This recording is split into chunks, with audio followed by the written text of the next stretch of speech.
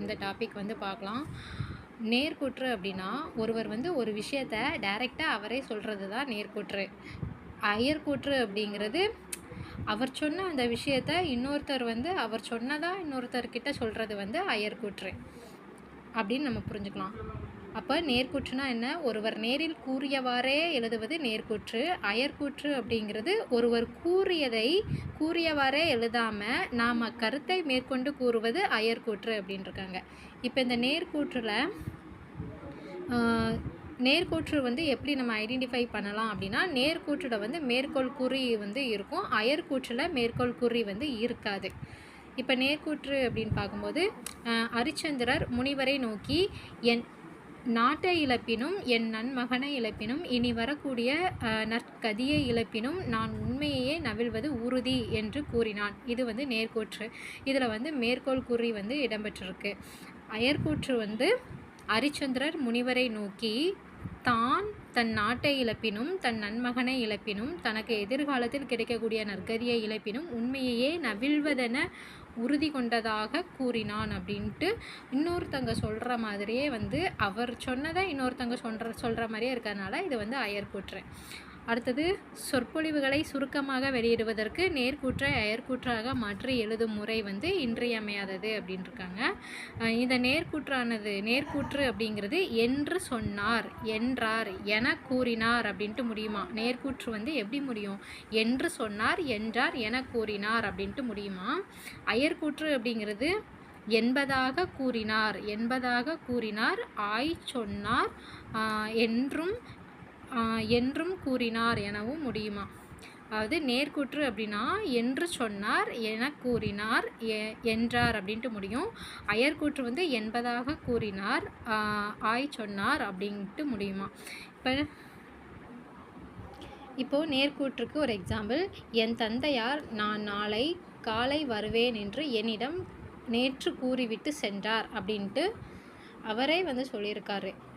என் தந்தையார் நான் நாளை காலை வருவேன் என்று என்னிடம் நேற்று கூறிவிட்டு சென்றார் அப்படின்ட்டுருக்காங்க. இதில் வந்து மேற்கோள் குறிகள் வந்து இடம்பெறுது.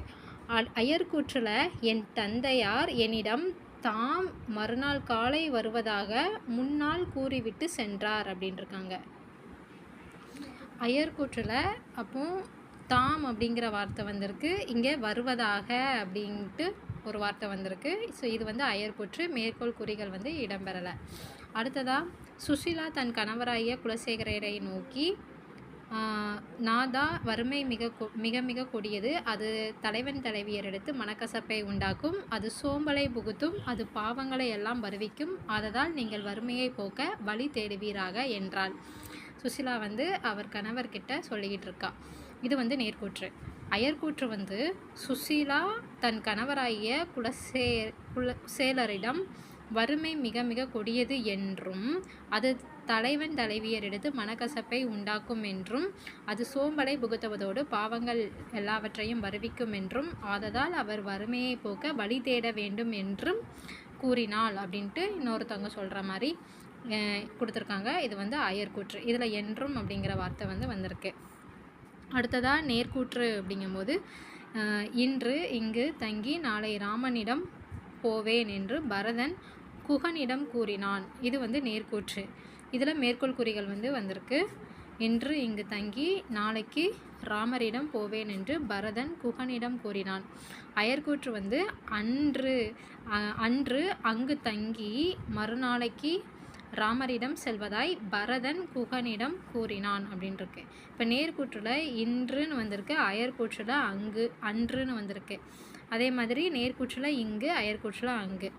அப்புறம், இன்று போய் போருக்கு நாளை வா என்று ராமன் ராவணனுக்கு உரைத்தார். இது வந்து நேர்கூற்று. இதில் மேற்கோள் குறிகள் வந்து இருக்குது. இதில் இன்று அப்படிங்கிற வார்த்தை வந்து வந்திருக்கு.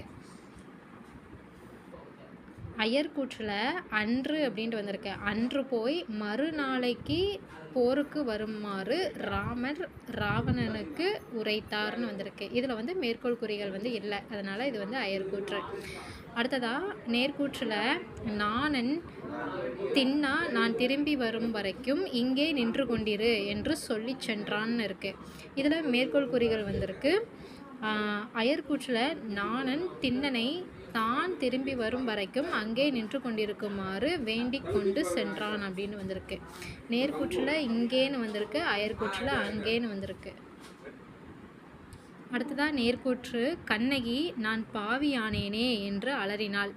இங்கே வந்து மேற்கோள் குறி வந்திருக்கு. அயர்கூற்றில் வந்து தான் பாவியானதாக கண்ணகி அலறினாள் அப்படின்ட்டு வந்திருக்கு. இதில் மேற்கோள் குறிகள் வந்து இல்லை. அடுத்ததாக நேர்கூற்று வந்து மன்னன் கடவுளே எனக்கு அருள் செய்க என்றான். அயர்கூற்றில் மன்னன் கடவுள் அருள் செய்யுமாறு வேண்டினான் அப்படின்ட்டு இன்னொருத்தவங்க சொல்கிற மாதிரி வந்திருக்கு. அடுத்தது நேர்கூற்று வந்து நாவுக்கரசர் என் கடன் பணி செய்து கிடப்பதே என்றார். அயர்கூற்றில் நாவுக்கரசர் தம் கடன் பணி செய்து கிடப்பதாகும் என்றார். இதில் வந்து மேற்கோள் குறிகள் இடம்பெறலை, தம் அப்படிங்கிற வார்த்தை வந்திருக்கு. அடுத்தது நேர்கூற்று அயர்கூற்றாக மாற்றும்போது என்னென்ன சொற்கள்லாம் மாறுதல் அடையும் அப்படின்னா, இப்போ நேர்கூற்றில் இது அப்படின்னு இருந்ததுன்னா அது அயர்கூற்றில் சொல்லும்போது அதுன்னு மாறும். அடுத்தது இவை அப்படிங்கிற வார்த்தை அவைன்னு மாறும். இன்று அப்படிங்கிறது அன்றுன்னு மாறும். இப்பொழுது அப்பொழுதுன்னு மாறும். இங்கு அங்குன்னு மாறும். இதனால் அதனால், நாளை அப்படிங்கிறது மறுநாள், நேற்று அப்படிங்கிறது முன்னாள் அப்படின்ட்டு மாறும் அயர்கூற்றில். இதில் குறிப்பு என்ன சொல்லியிருக்காங்கன்னா, நேர்கூற்று வந்து பல வாக்கியங்களை கொண்டதாக இருப்பின் அதனை அயர்கூற்றாக மாற்றும் காலத்தில் என்றும் என்கிற இணைப்பு சொல்ல வந்து சேர்த்தெழுத வேண்டும் அப்படின்ட்டுருக்காங்க. நேர்கூற்று வந்து பல வாக்கியங்கள் வந்து நேர்கூற்றில் இருந்தால் அதை அயர்கூற்றாக மாற்றும்போது என்றும் அப்படிங்கிற இணைப்பு சொல்ல வந்து பயன்படுத்த சொல்லியிருக்காங்க. ஒரு வாக்கியமாக இருந்துச்சுன்னா ஆக அல்லது ஆய் அப்படிங்கிற சொல்ல வந்து இணைத்து பயன்படுத்த சொல்லியிருக்காங்க. அயர்கூற்றுக்கு வந்து மேற்கோள் குறிகள் வந்து இடக்கூடாது. அதே மாதிரி நேர்கூற்றுக்கு மேற்கோள் குறிகள் இட வேண்டும். அடுத்தது நீண்ட பேச்சை வெளியிட வேண்டுமென்றால் நேர்கூற்றாக எழுதுவது தான் நல்லது அப்படின்ட்டுருக்காங்க. நீண்ட பேச்சை வெளியிட வேணும் அப்படின்னா அதை நேர்கூற்றாக எழுதுவது தான் நல்லது. அதுக்கு எக்ஸாம்பிள் வந்து சொற்பொழிவாளர் கூறியதாவது நாம் அனைவரும் நாட்டுக்கு தொண்டு செய்ய வேண்டும், சிற்றூர்கள் முன்னேற பாடுபட வேண்டும். இந்தியாவில் உள்ள 5 லட்சம் கிராமங்கள் முன்னேறில் நாடு முன்னேறும் அப்படின்ட்டு சொல்லியிருக்காங்க. இதில் இரட்டை மேற்கோள் குறி வந்து வந்திருக்கு.